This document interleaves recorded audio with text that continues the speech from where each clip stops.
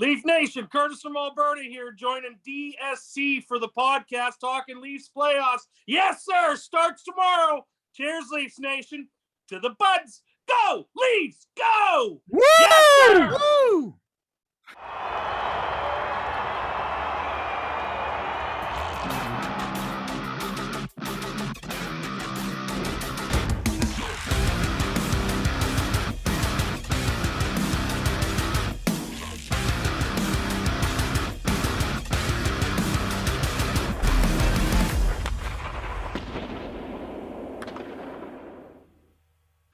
All right, folks, welcome to episode 18 of the Deke Snipe Silly podcast with your hosts, Patty Phillips and Ryan Gates.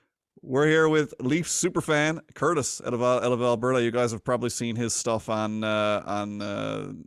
Twitter, Facebook, you name it. It's kicking around, but he's got, I guess, probably one of the more recognizable private collections now in the world. People know who he is, and he's a little bit of a nut job like the rest of us. The passion is real.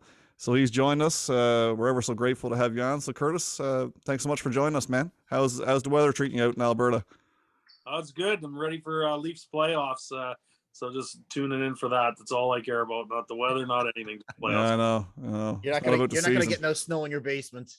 No, that's right.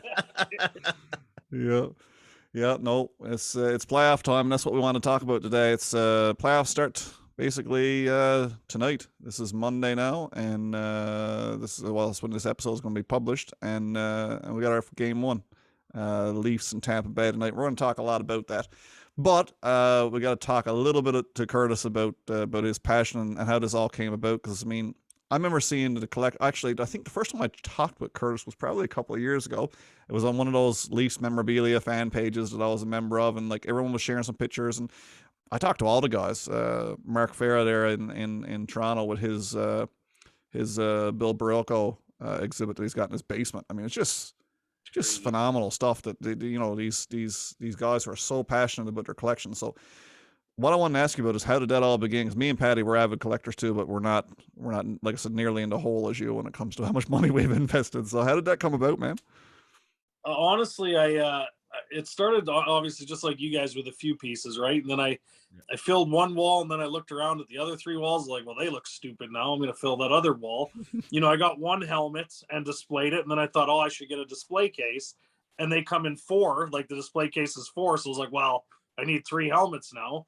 Wow, and then I need gloves, right? I need to put helmets and gloves together, and then it just snowballed into ridiculous what it is now. But yeah, just that's how it happened. It's an addiction. That sounds so familiar. Like that's the same story of every memorabilia guy, girl, whatever. I'm like, yeah. So I've got the Austin Matthews 2019 or 2020 signed All-Star puck, one of those pucks. How neat would it be to get all the signed autograph pucks from all the All-Star games that he's been at $250 a pop? Like, it just never ends. And I think you said that to me on a Twitter message. Like, you just never stop collecting. No, you just always want to get more and more, right? So I'm running out of space though. I got to figure it out because I'm running out of space. Seriously. So I don't know how I'm going to stop, but I got to slow down. But now they're going to win the cup and I'm going to go crazy. So I know.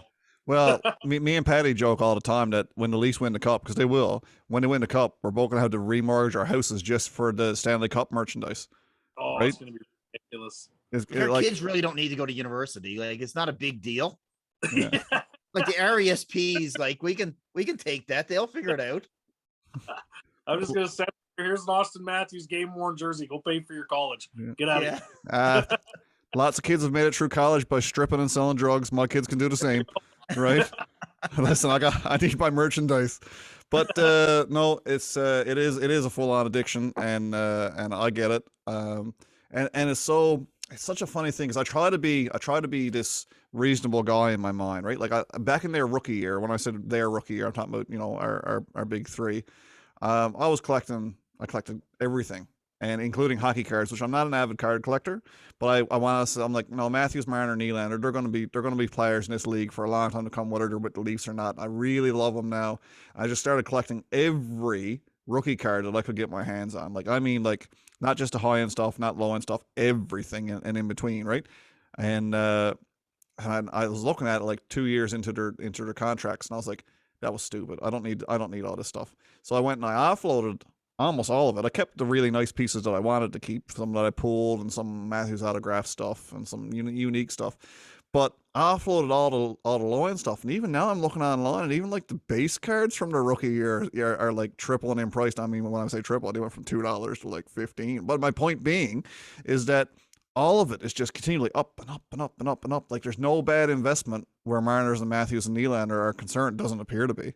So, well, I don't know. Like I was just at Fairs a few months ago, and I got to tell you, he's got a lot of Matthews stuff. And if we get punted this year in the first round, and next year we get punted, and Matthews walks and goes to LA, yeah.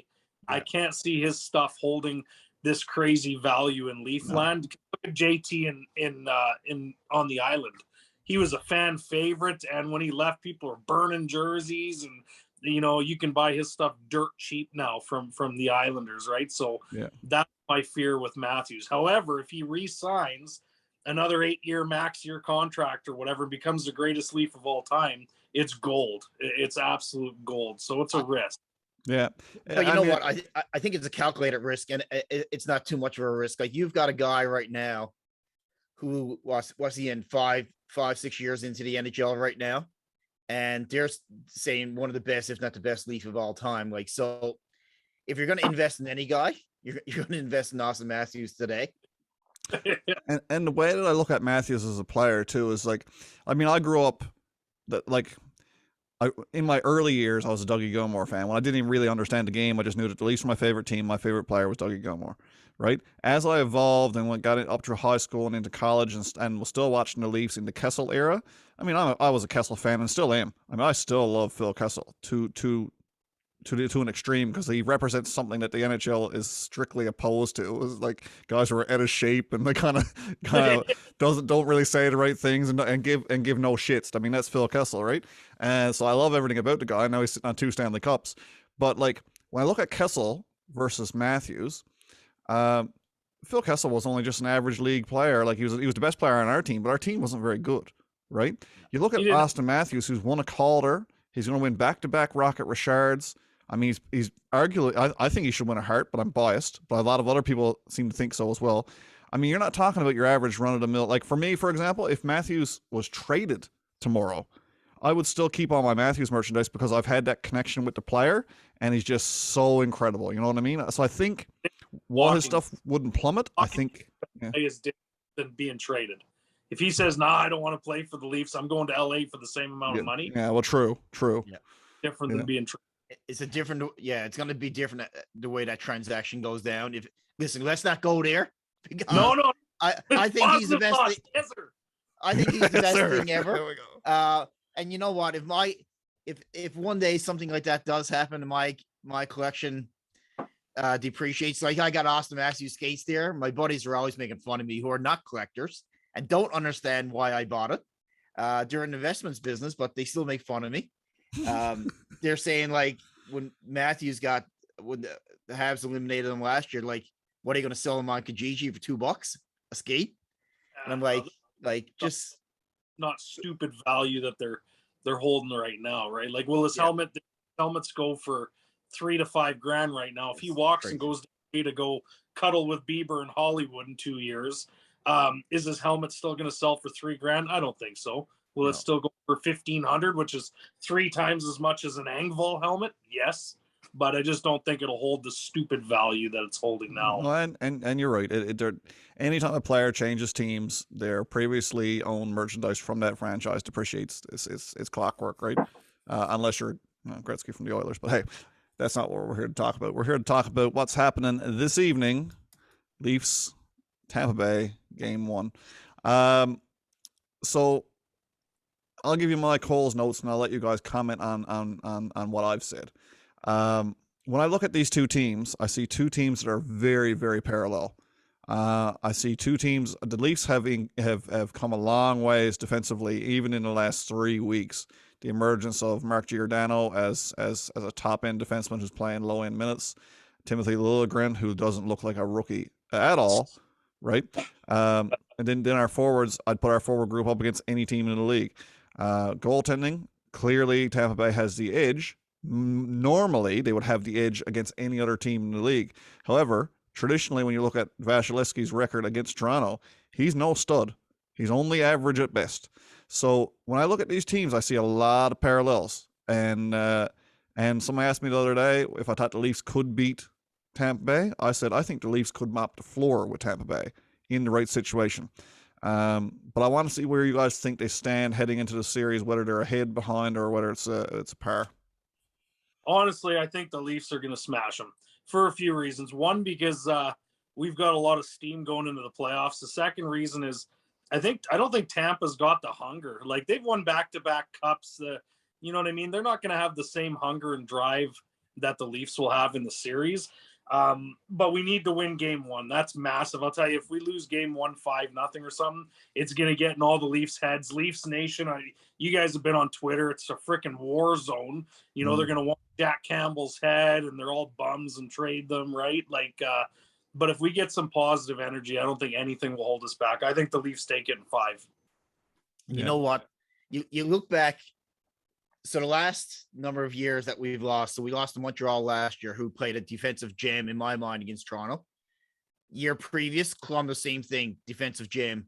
The Boston series, other than, and I'm looking at this Austin Matthews, this core last 4 or 5 seasons, it was only really Washington that we paralleled a little bit more closer in terms of offense versus offense, and at least did really well in that series. Every year after the Leafs have got eliminated, I've said I'd rather face a team that we look a lot more alike. And Tampa is that team. I think we've never really struggled against Tampa. That last game, 8-1, like, that's typical Toronto media and everybody coming down on the Leafs. We had our third string goalie in there, our number 1 center gone, and they're thinking an 8-1 win against Toronto when we beat them by 4 or 5 goals the previous week or 2 weeks previous. That's like Tampa were on that big run right now going into the playoffs. They're hot. They beat Florida. They beat us 8-1. It's going to be a very, very tough series. And our stars really got to be our stars. But I think we've got depth now that we've never had before. Like, look at he's been a stud. Like, he's a threat. Engvall's a threat. Yeah. Like I said, I don't mind eating my fair share of crow when I got to. And I've been hard on Engvall this past season at points, to the point where I was like, this guy gotta go. But man, has he turned it around? Because at the beginning of the season, I thought he was average at best. I mean, that would have been a compliment for me to say about Engvall. I was plugging for him to head back to the Marlies and bring up Josh Hosang at one point, because I was like, this guy's just not doing it. He's not bringing anything to the table. Like we always say, if you're not going to score, hit, back check, do something. Get on the stat sheet, take a penalty. I don't care what it is. Just make a presence in the game. And but there's a lot of games there mid-season, early season where he was just there.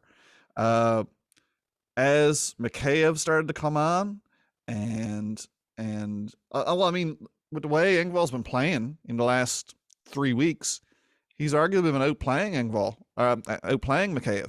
I mean, he's really, really upped his game big time. Like almost top 6 type. Yeah, I was just gonna say he's close to cracking top 6. Yeah.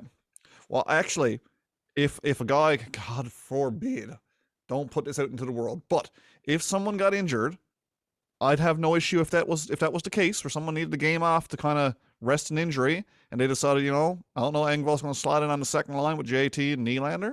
I'm like, yeah, I could see that, try it out. I mean, obviously there are some other options there you'd probably like to see first, Mikheyev being one of them, because you've got the experience with those guys. But man, is Engvall looking good, on both ends of the puck too. I think we've got a very responsible team. And you know what? If you can I'm looking at the projected lineup right now, and I'll get to it in a second. There's not many players on the bottom 6 that I'd have issue with bringing up to the top 6. They can all, because they all skate fast. Well, unless Simmons being the exception, probably. But I don't know Clifford. Not sure about Clifford or Simmons, to be honest with you. Well, so here's the projected lineup for Mark Masters. Top line: Matthews, Marner, Kerfoot. Second line: Tavares, Kasha, Mikheyev. I love that line. Like, they're going to generate some real good chances for Tavares. Third line: Kemp, Engvall, Nylander, Fourth line, Blackwell, Simmons, Clifford, odd man out, Bunting and Spezza. And our D, Lilligren makes it. Hall's the odd man out. I don't have a problem not playing Spezza in that first game. I kind of prefer Clifford in there actually over Simmons. I don't know. Simmons is the one guy that I've probably been a little bit more down on this year. I think he'll probably play his role much better in the playoffs. Because he's not scoring, and he's not, like he said, he's not hitting, he's not back checking, he's not scoring, he's just kind of there. Right. Yeah, and you know what? Like they've got Perry and Maroon on the other end. You've really got to match that up. You do. And like, so my initial thought when I looked at that lineup, I was like, well, that's some BS. Like that is some serious BS. But I started thinking the same thing. I'm like, if you're going to go punch for punch in the playoffs, literally, because they're going to at some point here, you got to have fellas who can throw the punch. You know, like whether that's literally throwing the punch or, you know, just bringing that physical atmosphere.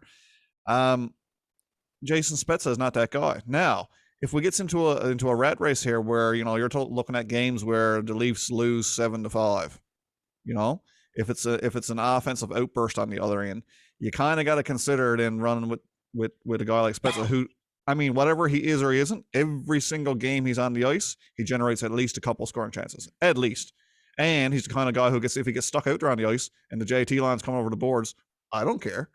You know what I mean? So him and Nylander, best players last year in the playoffs. They were. The Nylander, best players. Yeah. My challenge with Spezza is that, like, he is all offense. Like, he's not going to go out there and hit. Very smart player, veteran player, nice to get in the lineup. I don't think that veteran presence is needed as much as years past. I think Matthews and Marner, they know what the playoffs look like right now. My thing with Spezza is you've got a lot of players that are like him. And if you're depending on Spezza to score, that means we're really in trouble. That means our top guys haven't shown up and are not scoring. I think I'd rather get those grittier guys in there, those hard-nosed guys, Simmons, Clifford. I love our D. Like, I think the big advantage that we have over last year, right now, you got Hall and Sandin as your 7th and 8th defenseman. We've never had that luxury in years past. Up front, you've got, well, Bunting will make his way into the lineup when he gets healthy, but you got Spezza there. You got Robertson. You got some of the guys that are going to come up from the Marlies.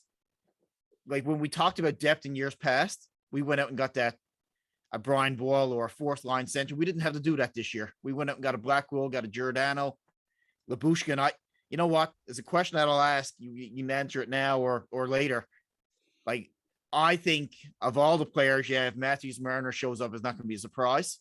I think Labushkin is going to be a very, very nice add during these playoffs, similar to the way Yuskevich used to play back in the day. But he's my guy. He's going to be a very, very important pickup for that team. Well, he's big. He's one of our only defensemen that hit. You look at Lil, not a big hitter, Riley, all Sandin, just a bunch of little offensive guys, right? You need that big guy to go in the corner and, lay the body. I don't even know Gio. I'm not that familiar with him. Not sure if he's a big hitter. He seems like a smarter player to dig the puck out and clear. You know what I mean? I think the Boosh there is our big hitter. And he's similar to Bogosian, but the problem with Bogosian, he was getting bottom pairing minutes. Labushkin's getting top pairing minutes with Riley. So he's going to be so invaluable. When they used to have Yuskevich and Danny Markov paired up back in the day against Yager and the Philadelphia series, Yager being with Pittsburgh, and then they played Philadelphia or the other way around or whatever. Like they were monsters out there. I think Bogosian is going to be so invaluable. Yeah, well, you hit the nail on the head when you talked about the roles, because for starters, Bogosian would never in a million years keep up with second line minutes, nor could he keep up with, or a first pair minutes, I should say, nor could he keep up with the pace. But Labushkin, how many times have you seen him at a position since he's been playing, and I mean top pair minutes, with Morgan Riley playing against the best players on the other side? He's not pinching at bad time. You don't see that Jake Gardner pinch. To me, he's looked far better than what I was expecting. For starters, when I said, okay, they moved Nick Ritchie's contract, this guy, if he plays one game with the Marlies, we won the trade. And here we are, a guy who's playing in your top pair. one of the best trades Kyle Dubas has ever made, and it's low key, but the super fans and the guys who are diehards will recognize it as, yeah, he hit it out of the park there, not just to move the money, but to bring in a player who's going to possibly, like Patty said, impact your playoff series. I mean, I don't know what else you could do. You know, he's done a lot of things. I know Leafs fans trash on him, but even the Geo not giving up an active player. Like, I know all of Leafs Nation were holding their breath, like, oh, is Dubas going to give up a Nylander, a Mikheyev? Is he going to do something to get, defense? He didn't give up an active player, and we brought in Geo. Like, he's done some pretty good things. Bunting, another one, right? Yeah. Dubas hasn't really struck out on very much. Like, you can't call the Foligno trade last year a strikeout, because you know what? Everybody knew that he was the type of player the Leafs needed for a playoff run. He got hurt. Like, Dubas can't do nothing with that. Richie, I'll never understand. He goes to Arizona and scores 10 goals. I just don't think he could skate with our guys. That's what it came down to. I don't know what that's all about. I think Dubas has done a very good job. The fact that he's managed the cap that he has, like, he's got Bunting on a 2-year contract. Like, is there a bigger steal in the NHL right now than that contract? Not really. And you know what? We don't have one bad contract on the team. Like, people will say that Tavares is a bad contract, but how's a 75-point guy a bad contract? How's an 80-point guy in Nylander a bad contract? Marner, people were grilling him, about the Marner contract. He's one of, I like him more than Matthews most games. You know what I mean? That's swearing to Leafs fans, but Marner's a guy, in my opinion, makes his whole line around him better. Matthews is a sniper. He's the score. He's the show. But Marner can go out there, like a Crosby, and turn a Jordan Staal into a 40-goal player, and then Jordan Staal leaves, and suddenly he's a 15-goal guy when he's not playing next to Crosby. Right? That's what Marner brings to the team, in my opinion, anyway. Long before he was a Toronto Maple Leaf, I called that John Tavares syndrome. Because when John Tavares was on the island as a very young man, he made very rich men out of Matt Molson's, Kyle Okposo's, who's it, Pierre Parento. Those guys became very, very rich gentlemen thanks to their centerman. And they went on to sign in Buffalo and other places and just on $4 million deals. Right, because they weren't playing with John Tavares, and like I said, that was something I used to talk about all the time. Was that trickle down effect from playing with great players? Now, and we often talk about it on this podcast, kind of like which came first, the chicken or the egg, in the sense that who's the better player if they don't have each other, Marner or Matthews? You know what I mean? You're talking about two elite level NHL players at their not even in their prime yet. But I mean, they're coming up on it, but they're playing on the same line, and both almost at 100 points. So you're talking about a Lemieux and Yager kind of a situation, and actually that's probably one of the best comparables that you're going to look when it comes to classic duos in the league because of both skill sets. But I mean, just absolutely dynamite together, and you got to wonder, if Matthews doesn't have Marner, does he have 60 goals? Conversely, if Marner doesn't have Matthews, does he have 10 million assists in his career, for example? You know what I mean? So, like, both players are just exceptionally talented, and they're taking what's given to them and just making absolute diamonds. Well, of this, if one went to Seattle tomorrow and one went to Arizona, just bottom feeder teams, does Marner still have a chance of putting up 90+ points? I think so. No matter who he plays with, he's still going to get assists. Does Matthews score 60 goals? With a couple of guys that can't pass, maybe aren't as fast, things like that. I don't know. I guess that's fair. And that's where it gets real interesting, because we're talking about Matthews as not just the best player on our team, but being the most influential player in the league when it comes to his team in the Hart talks, right? And here's Mitch Marner, who was an all-star snub earlier this year. Now, granted, he wasn't playing great at the time, fair. But, I mean, you're talking about a guy who I think, like I said, I put Marner's firmly in the top 10 in the league. And depending on who you talk to, he might be kicking around the top 5, of players who, if you were to draft today and all the players went into a pool, every player in the league went into a pool, would Mitch Marner fall into the top 5 in selections? By, because those old guys, the Crosbys and Taves, those guys are well past prime. We're not even talking about them anymore. We're talking about the McKinnons and the Draisaitl's and the McDavids and the Matthewses and the Mariners. And I guarantee you Marner doesn't fall down that list very far before he's claimed. So again, it's an interesting conversation to have, and it's completely hypothetical, but I always love to throw it out there, and I'm glad I got your take on it because, it's fun. That's a fun topic. Don't get me wrong. I'm a huge fan of Matthews. I don't want people to be like, who's this douchebag trashing Matthews? I'm a huge fan.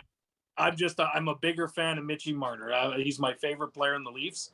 Out of the bunch, I like them all, but he's my favorite player. And Patty, maybe that's what we'll title the episode. Curtis hates Matthews, and we'll get like 10,000 clicks, and we're like, no, it's not really the case. Did you ever hear a spitting chicklets? Spitting chicklets will be in our dust tomorrow. Spitting who? I gotta get a quick beer. You want me to bring you to the beer machine, or I'll be right back? Yeah, bring us over, man. Let's do it. Just to the beer machine. Yeah.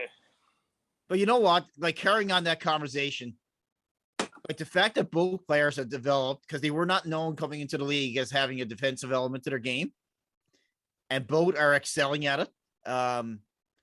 Like, you can argue that Marner is our best PK guy right now. We've got a ton of really, really good ones. He's just so good. The guy never ever gets hit. He's like Alec. Yeah, he's not Gretzky. I'm going to say that right now. But no. Gretzky was the type of guy that never ever got hit. Like when we're a threat on the penalty kill because of him. We got a deadly play and a deadly penalty kill right now. I can't even remember, like in the early 2000s, I'd have to go back and look at the stats. I can't recall us being so, I'm going to say dominant, but to say top 10 in both categories in the same season. Like, it was either you were really good in the power play, wasn't great penalty kill, or you're in the 15 and 15 in the league. I have nothing to back this up, Patty. I have nothing to back this up. I'm going to say that's never happened for the Leafs. Because I mean, take that bet. I've been a fan for a long time, and we were never any good at either. So the chances of us being good at both in the same season, I mean, I'm sure that if we had a huge fan base, somebody would write me and tell me how full of shit I am because blah blah blah in 1914. Blah. Anyway, but point being is that in the modern era of the time, let's say the last 40 years, which we've been kicking around watching a lot of hockey, no, our team probably has not been in the top 10 category in both forever. Power play, but penalty kill. Look at every Boston series. It seems like every time we took a penalty, Leafs fans were like, here we go. Pasternak's freaking putting one in from the dot. You know what I mean? We were just terrible. Yeah, no, you're 100% correct. The interesting thing that comes to mind too when we're talking about playoff hockey is the differences in and I hate going back to this because I'm not the guy who blames the refs. Very seldom will you ever hear me complain about reffing because I think I'm of the mindset that you make your own luck in hockey, and if you're looking for excuses to get out of a loss, it's very, very weak to turn to the officiating. You had a lot more impact on the game than the official can have. So, but the officiating styles, this is not new news to anybody, is clearly different in the playoffs than it is in the regular season. Now, we tried to debunk this theory. We had Mr. Paul Dvorsky, longtime NHL official. Mr. Paul Dvorsky was on a few episodes back. Fantastic episode if anybody's watching and haven't seen that one. Paul unloads on a career of reffing some of the most iconic games in the history of the league. But we dug into that, and he said because right now he's working in supervision for NHL officials, so he has to go supervise playoff games, like in the stands, and then he has to debrief the officials after the games, and they are adamant that listen, the rule book does not change in the playoffs, and they reiterate that to the officials day in day out. However, you do not need to strap on your reading glasses to see that it's clearly two different sets of rules. So while we've leaned hard this year on being a great power play team, that kind of stat is meaningless more or less in the as is the penalty kill because there's just not nearly as many calls made, But I'll argue with you there because I think if our power play, because if you recall going into the playoffs last season, our power play was horrible. Dreadful. And I would argue the power play cost us that series because we had a number of opportunities, especially in game 5 and 6 when we lost those overtime games. Shouldn't have even got to that point because we did get our opportunities and you only need one per game. So I still think it's a nice thing to have in your back pocket. My problem is not the difference between regular season and playoff officiating because we know there's going to be a difference. It always is. It is in every contact sport that's out there. my whole problem with officiating, and my neighbor Brad Clark is going to appreciate this one because he talks about it quite often, is the whole concept of the makeup call. I have zero problem whatsoever in one team getting 10 penalties in one game and one team getting 1 penalty, if that's what it is. And that's not the case. It's the whole idea of trying to even up the game, make up calls, ghost calls. Yeah, I'm not going to call that one. And that's where consistency goes out the window. And that's the problem with, I can only imagine being a player where these things are happening in split seconds. And this one is called and that one's not called. Like, that's where games get, I don't know, just want consistency. That's all I want. No, I hate that. And I mean, Steve Dangle goes on about that to a point too. When he's mid rant, I enjoy Dangle. Dangle's not everyone's cup of tea, but hey, a couple 100,000 people seem to think he knows what he's talking about. But I mean, he goes on about that quite often, and to me, it is what it is. Like you said, if there's one team who didn't take the infractions, fair. The problem is also late in the games when refs don't want to make the call because they don't want to impact the game by making the call. Well, by not making the call, you've impacted the game, right? So there's that aspect as well, and that's what Dangle hones in on a lot too. So that's another angle of looking at how officiating can really bone you in a playoff series, right? In late in the third period when it's a tie game and a guy gets hooked onto on a breakaway and they don't get the penalty shot or don't even get a penalty, we didn't want to make the call because it was late in the game. Yeah, that's when you're supposed to make the call because that will impact the game correctly. But Buddy goes in, on the ensuing shift, the other guy goes the other way on a 2-on-1 and scores and game over, right? So when that should have been a power play for our team. So there's that aspect of the refereeing as well. So while I know we've had our best season ever as the Toronto Maple Leafs in wins and points and all that good stuff, and that's honed around the rule book that is the regular season. Are we well enough equipped as a even strength team to continue at the same pace in the playoffs? That's my big concern. I don't expect you guys to answer that, but that's my question heading in for myself. I'm curious to see. In response to that, yes, sir, we're winning this series. Bam! Anyway, I'm getting jacked up. The beers just hit the veins there. Sorry, I'm yelling. That's all good. The beer went through the bloodstream there, but I'm telling you, I'm jacked up. We are winning tomorrow, and we are winning. To your question, though, Ryan, look how many goals Austin Matthews scored even strength. Oh, listen, I can only imagine how many assists that Werner had even strength. Listen, you know what? At the end of the day, going into previous playoff series, there was always something in the back of your mind saying, yeah, we don't have that type of player. We don't have enough depth on defense. We don't have that number 4 center to win us faceoffs. Goaltending is a bit of a concern. I really, really, and I'm a homer for this stuff, big time. I really don't know where we got holes in the lineup. The only reason why we don't win this series is if our top players don't come out and perform, which I don't think that's going to be a problem. I just don't see that. I see a different level of maturity with the team. That's not going to happen. So I think what we'll do, I got one more thing I want to, unless there's something Patty wants to get to, but there's one more thing I want to talk about. I want to see who you guys are picking. I'll go Patty first because, Kurtis is jacked. Who's outside of the obvious choices? I mean, you just can't pick Matthews as a cop-out. Who is the guy who, low-key, you already mentioned Lyubushkin, but don't pick Lyubushkin. Low-key, who's going to make a difference in this series that the average person wouldn't necessarily pick? Who's your guy that you're looking at and saying, nah, he's the guy that people are going to say, wow? God, there's so many obvious picks because they've all had so many good seasons. Career years for everybody, man. But you got to pick one. Like, I think it's Mikheyev for me. Yeah, it's going to be Mikheyev. I just think that speed is going to be, Tampa can't match that speed. He's going to be critical. I think so. And again, penalty killer, right? If he pots 3 or 4 goals in this series, oh my God, that's a win. Like, that's when you start winning series. Is when guys like him and Engvall pots in a goal or 2. I don't want it to be solely dependent upon the top line or the top 2 lines. No, it can't. I think the other thing here is you really got to get a series out of Tavares. I had a conversation a couple of days ago with Chris Versteeg, This was a private conversation. We were chatting about something completely different. And I talked to Chris about when he won Stanley Cup in Chicago. He said, Ryan, he said, do you know, he said, when we won the Stanley Cup, he said, our third line had 20 goals. I said, what? Wow. He said, yeah. He said, that's where you're going to win your cup. He said, you can't lean on a Matthews. You can't lean. I mean, yeah, they got to do their thing. That's their job. That's what they're paid for. But he said, you're not going to win unless your third line is producing. And I was like, wow. So, I mean, that's a guy with 2 Stanley Cups. He knows what he's talking about, right? Been there, done that. So, who's your guy, Curtis? Who are you going with, man? That's a little bit off the radar. All right. Really? Yeah. Really?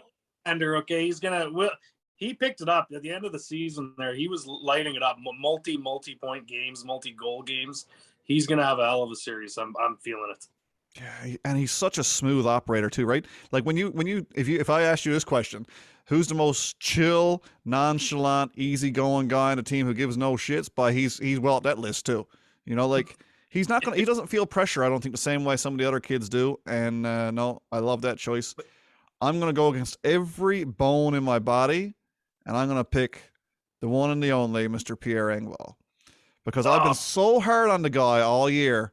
I mean, if you were to go back and look at some of our episodes, I mean, I was hard, and I owe that young man an apology, because he has shown that, like I said, he's not only a capable NHLer, but he got potential to maybe someday. I'm not talking star power, but maybe someday be, you know, a consistent 20 to 25 goal scorer in this league if he keeps on his trajectory. 'Cause he's still young, right? Yeah. So do I think he can make a huge impact in this playoff series from a third line perspective? Absolutely, man. And like I said, what about he pops in a shorty? Is that kind of a night? We're getting the tour. We're getting the tour. So I just got the frickin' Pierre Engvall Heritage Classic mannequin. So all his gear from the Heritage Classic game. Oh my god! Glove, stick, skate, helmet, jersey. Yeah, awesome. For any of you guys who are listening to our podcast instead of watching, make sure you go back, zoom ahead to the 3/4 mark in our podcast, and check out the Pierre Engvall collection. It's that's something you're not going to see everywhere. No. I don't know. My Johnny Bauer mannequin is getting quite the scares if anybody comes to my house into the basement and turn the lights on. And you see this, all the goalie mask and the pads and everything. I got to ask you, Curtis. Yeah. Do you have a favorite thing in your basement? Do I have what? Sorry. Do you have a favorite item or the beer fridge has more meaning or something? What did he say? Everything? The beer fridge. Oh, the beer fridge. No, because not just that, but because you can't buy them anymore. Like if you go through my Twitter, I get like 900 messages. Where do you get that beer fridge? You can't buy them. It was given to me as a gift like 18 years ago, and I've tried to find them to buy one, and you can't get them anymore. So if this breaks, I'm kind of out of luck, right? So I got to just take care of it. Yeah. I can't recall ever seeing one. They look similar to the old cigarette machines. Yeah. That used to come down in columns or whatever, but other than your beer fridge, a Leaf piece of memorabilia. Oh, you'd fit so well here in Newfoundland, buddy. That's a tough. Honestly, I cheer more for the logo than the name. Yeah. Clearly, he has a Pierre Engvall mannequin. Like that's got to be the only one in the world. Yeah, his mother and father don't have that. Pierre Engvall doesn't even have that. I got Matthews rookie worn gloves and skates from his rookie season. Those are probably the coolest thing because you know, and if he does re-sign as a Leaf in 10 years, you know, signs a big contract and goes to the Hall of Fame in 20 years as the greatest Leaf ever, having something from his very first season as a Leaf is always super cool. Yeah. Solid choice. Patty, what's your favorite piece, man? I'm curious about that now. We talked about the Wendell. He had a Wendell Clark watch from like when he was 12, but when it comes to memorabilia pieces, what do you got? Like the Wendell Clark watch is probably the most sentimental one because I had to watch as a kid. I don't think Curtis has heard this story. 10-second story. Had this Wendell Clark watch. Like any watch or toy you have as a kid, you lose it. Anyways, but 10 or 15 years ago, I find a exact same watch in the packaging on eBay for $12. So I said, like, oh my God, it was meant to be. However, like I look at the stuff that I've bought over the last 2 years, like the Matthews skates are there. His gloves, got a stick from earlier this year. I think the two recent purchases though that I made was the 67-68 team signed stick from that era, and then most recently the 1942-43 team signed stick, Turk Broda, Hap Day, Sileps. Like those are pretty unique, but I'm just looking around. I love everything. Since we're on a Matthews kick, I'll give you mine because it's for me it's about memories too, right? So again, friend of the show, big shout out to Mr. Joe Bowen. He's been on our podcast now a couple of times. I speak to Joe quasi regularly. He's just a fantastic human. So I'm brought back to Matthews' rookie season, game 1, and Mr. Bowen with the iconic call says he scores 4. Do you believe this? The kid, holy Mackinac, the kid's on fire. Joe Bowen. That's insane.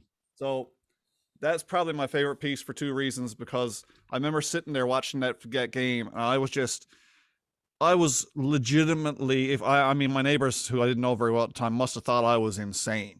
Like I was jumping around and screaming and doing it all. Here I am, like I'm in my 30s, right? Like, I mean, what am I doing? I'm watching a hockey game. But this kid is absolutely making the league is, you know, bitch, and like it's like water off a duck's back. The kid is so silky smooth. He's not even celebrating the goals. I'm like, this is just insane. His mom is jumping up. Like I immediately when I see that piece of memorabilia, I'm brought back to a place and a time, and when I really truly knew that this team was going to be different, whether we ever win or not. I'm sure we will, but that was a major turning point for me as a fan. And then of course, having met Joe and become friends that way, it's a special piece for me. So yeah, that's my favorite piece. But anyway, guys, predictions for tomorrow night, goal scores. What do we got? I want the final, or I should say final score. Patty going first? Patty, you go first this time. No. Patty first. Okay, I'll go first. I'm going to say 4-2 Leafs. Final goal into an empty netter. I'm not even going to go pick the goal scorers because I'm just going to. I don't even know. Don't even bother with that. The thing I find a crock is picking how many games the series will go. Yeah, it's always 6 games for me because who's ever going to pick 7? Who's going to sweep? Like it's all a bit of a crock. I don't know. There's no science that goes into it. I love predicting the scores because it shows you just how maybe intent you are on them actually winning. It's not necessarily what you think; it's what you want, right? Yeah. I'm expecting tonight's game to be a really tight checking game, and I'm thinking 3-1, similar to yourself. Perhaps an empty netter at the end, or maybe just a team that takes a third period lead into the third period and closes it out, shuts it down. But yeah, okay, Curtis, it's all you, buddy. You let your closer out. I'm going 4-1 Leafs, and as for goals, I'm going some bottom 6 guys are getting 2 or 3 of them. I think Matthews or JT, one of the big boys will get one, but I think the bottom 6 guys, like even Akasha, Mikheyev, Engvall, Blackwell, those guys are going to chip in for 3. First goal of the series going to be TJ Brody. Mark it down. All right, guys, that's it. You heard it all right, man. first. You're buying our lotto tickets. You can go out, you can remortgage your house, buy a lotto ticket based on our predictions. We know what we're talking about here. So yeah, that's episode 18. We got to do a big shout out to our sponsor. This podcast wouldn't be where it's to today without people who listen to it and love it, and we got listeners now all over the world, which is really cool. We're a bunch of nobodies, but sometimes the nobodies are just as fun to listen to as the people who think they know everything. So yeah, big shout out to PHG Sports out of Ontario. PHG has been sponsoring our podcast now for 2 seasons, and right from day one, you'll recognize PHG Sports from the Costco Roadshow. So they're the #1 supplier of hand-signed memorabilia for Costco right across Canada, and you can visit those guys at www.phgsports.com. Find out their schedule and where they are and all that good stuff. Yeah. So there you go, folks. Swing by, buy up all the Leaf stuff. It's going to be worth a fortune when they win the Cup this year. So, again, thanks so much, Curtis, for popping on, taking a little bit of time on in the evening. I know you're a busy man, 4 kids and everything else. This, making time for a couple of newfies out west who just want to talk hockey. We really appreciate it, man. Thanks for having me. I really appreciate it. Thank you. Thanks, guys.